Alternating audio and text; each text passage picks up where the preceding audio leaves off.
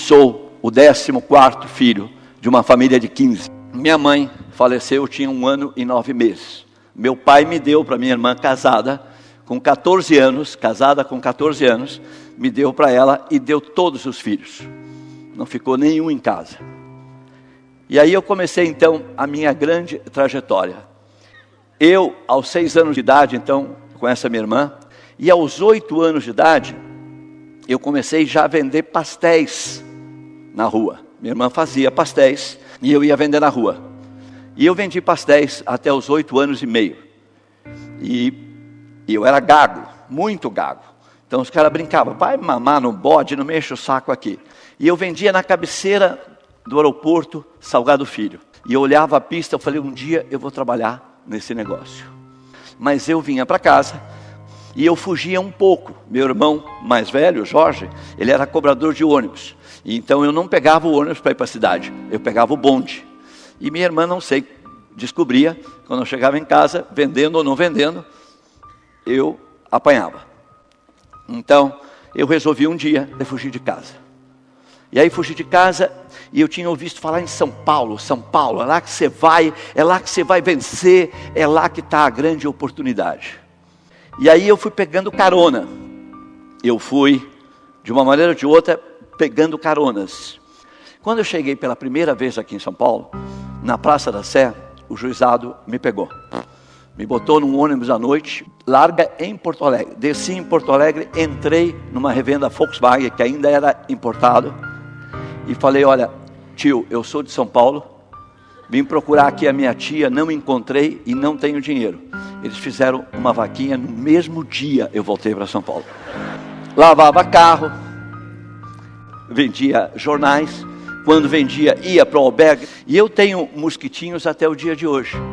Que quando você dorme no albergue, eles pegam o cigarro, o palito de fósforo, e põe aqui, e queima, e vai queimando, aí você leva um susto e acorda. E aí, voltei um pouco para a Praça da Sé, e lá encontrei um senhor, seu Manuel, e ele me perguntou, o que você está fazendo aqui? Olha, seu Manuel, eu vou lhe contar a verdade, eu fugi de casa, e eu não quero voltar, porque eu apanho lá, e não quero voltar. Falou, bom, eu sou aposentado, vou te levar para minha casa, eu tenho 3 filhos, 3 netas, 3 filhas e 3 netas que voltaram para casa. Então você vai me dar uma ajuda. Falei, não tem problema. Então, lavei panela, engraxei, lavei pátio, fiz tudo que vocês podem imaginar, até os 11 anos e meio com ele. Aos 12 anos de idade, eu comecei a trabalhar numa loja de malas na estação rodoviária. E conheci duas pessoas. Um gaúcho, com 16 anos, que queria viver de mulher. E o sonho dele era casar com uma mulher rica. Vão para o Rio que a gente vai ganhar dinheiro. E o outro, um Catarina, falou, não, eu só quero trabalhar no Rio. Eu falei, eu também quero trabalhar no Rio. Fui lá nessa família, agradeci a eles e falei, olha, eu gostaria mesmo de ir embora. E aí foi uma das partes mais importantes da minha vida, eu não tinha documentação.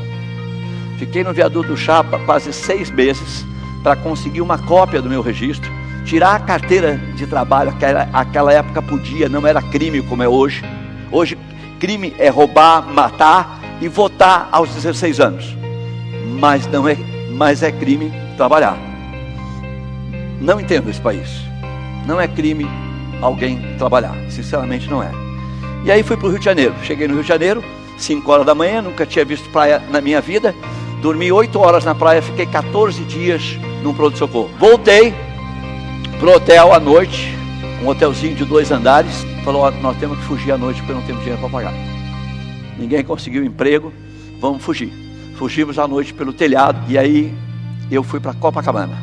E lá eu fui lavar carro e guardar carro em frente ao Copacabana Palace, com 12 anos e meio de idade. E aí conheci um guia turístico, Paulo Geraldo Silveira Tavares. Ele me deu um pouco de oportunidade. Ele falou, Eloy, você está aqui, você quer ir para um emprego fixo? Eu falei, claro que vou. Aí ele me levou para a vovó Estela. Na vovó Estela, eu tive a oportunidade então de sair das ruas. Porque tinha dia que eu dormia no Copacabana Palace, mas tinha dia que eu dormia na rua. Quando eu conseguia dinheiro, tudo bem.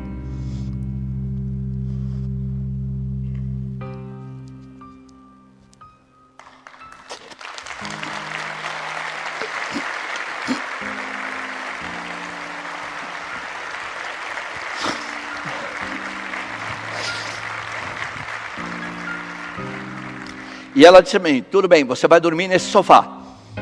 Era um sofá de 2 lugares. Você vai arrumar os dentes e vai parar de falar caça, cação, soldado. Esse era o meu... Lembra que nunca mais voltei à escola. Dona Estela me levou na universidade. E lá arrumei meus dentes, como cobaia. E aí eu tive a oportunidade então de aprender a ser um office boy. Aprender a falar o português correto. Ela era muito braba, Dona Estela. Muito brava. E ela falou, Eloy, português correto. Dedicação. Meu café da manhã às 8 da manhã, pronto. Batidinho. Nesse café, um pouquinho de água e leite. Todo dia pela manhã. Escovar os dentes.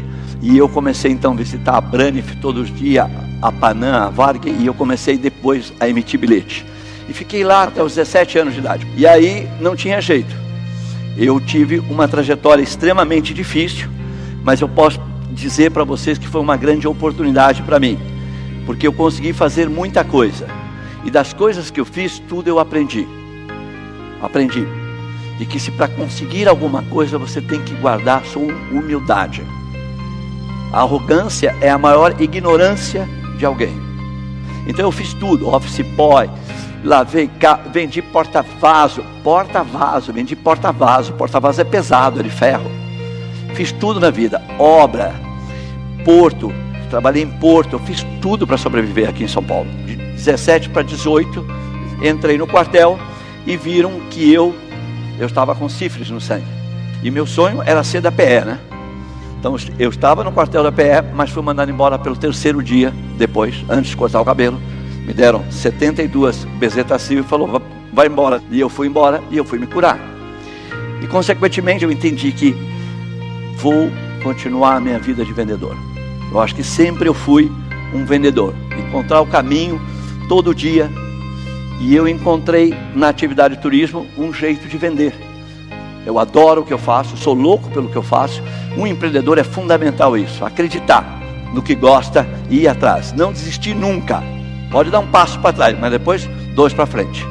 Não desistam. Vão atrás do sonho de vocês. Eu fiquei rico no negócio? Não. Eu constituí a família, eu fiz o meu negócio. Eu vi muitos ricos infelizes e conheço muitos ricos infelizes. Então o dinheiro, ele divide, mas ele aumenta a sua visão como família, como cidadão, como ser humano. Aliás, a palavra ser humano é bem clara. Nós queremos ser humano, ainda não somos, que matamos uns aos outros. É muito importante o que eu estou falando, mas nós temos que aprender muito ainda sobre isso, sobre o ser humano. Mas aos 50 anos, a minha mulher descobriu que eu tinha uma namorada e me mandou embora. E aí pegou um bom advogado e me tirou quase tudo. Então fiquei pobre de novo e comecei tudo de novo.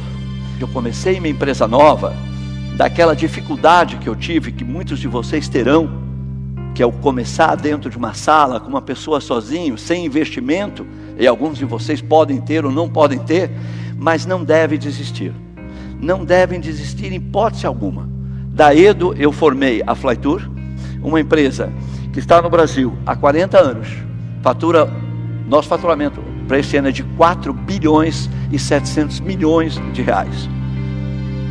Desculpe, casei com a minha mulher de novo, realizei meu sonho e fiquei rico. Foi difícil voltar com a minha mulher, foi muito difícil. Meus 4 filhos, levei para o Rio de Janeiro e falou, velho, não vai que ela já está até com o namorado. Consegui casar, comunhão de bens, tudo passadinho, uma maravilha. E se ela tivesse aqui, ela dizia, olha, ele esqueceu algo, ele é mentiroso ainda, porque na verdade eu voltei para tirar o resto do desgraçado. Nós temos que acreditar mais em nós primeiro e depois no Brasil. Esse é um país de oportunidade. Alguém como eu que não estudou, cheguei aonde cheguei e ainda vou mais longe. Eu estou com 64 anos e não comecei ainda. Alguém está cansado aí? Em todas as Flytour, eu tenho esse sofá. Inclusive eu entro pela manhã na Flytour e passo por ele. Olho para ele, porque às vezes eu venho muito puto na rua, né? Olho para ele e já fico humilde. Na hora. Lembro de onde saí. E para acabar uma história, eu tinha uma avó, e ela me disse, vai buscar para vovó a minha água para tomar o meu mate. E aí eu fui buscar a água, vinda com ela, quase perto dela, estourou a latinha de azeite, que tinha um arame, e me queimou toda a perna. E a vovó me botou no colo e disse assim, olha meu neto, tá vendo esses pés de laranja, mexerica, que lá é mexerica, né? Bergamota, desculpe. Quando a vovó morrer, para de chorar, porque quando a vovó morrer, a vovó vai deixar tudo para você. Morreu, não me deixou um pé de laranja. Então, por favor, não espere pela vovó. Que Deus abençoe todos vocês e que vocês não deixem de realizar o sonho de vocês.